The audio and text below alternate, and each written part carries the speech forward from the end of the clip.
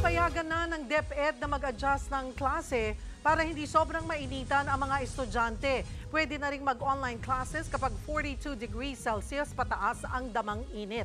Nasa frontline ng balitang yan, si Ria Fernandez.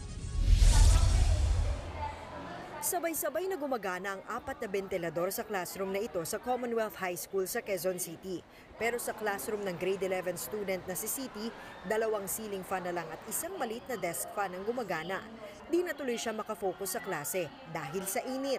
Medyo nahihirapan din po mag-adjust, lalo na po sa suot ko po. Ramdam na ramdam po talaga yung init. Then, kulang po sa electric fan po yung classroom.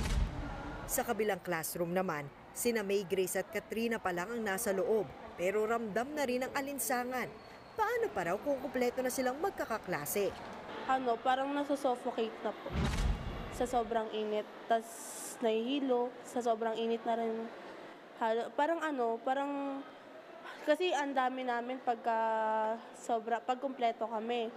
Feel mo ang lagkit-lagkit mo na. Sa labas ng classroom, maraming estudyante ang may mini-fan o pamaypay. Pamatid-init ang pag-inom ng samalamig. Ngayong araw, aabot sa 43 degrees Celsius ang heat index o damang init sa ilang lugar ayon sa Pag-asa. Delikado ang ganyang level na nakaka-heat stroke kaya may ilang klaseng suspendido.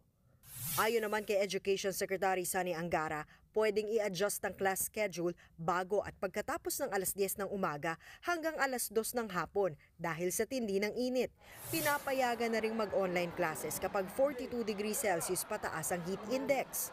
Yun nga lang, mahirap gawin ang mga ito sa Commonwealth High School na may 2 shift. Kaya posibleng ibalik ng eskwelahan ang blended learning tulad noong pandemya. So we have to balance na magsususpend ba kami kasi alam namin na hindi ganun ka-effective kung ang bata nasa bahay.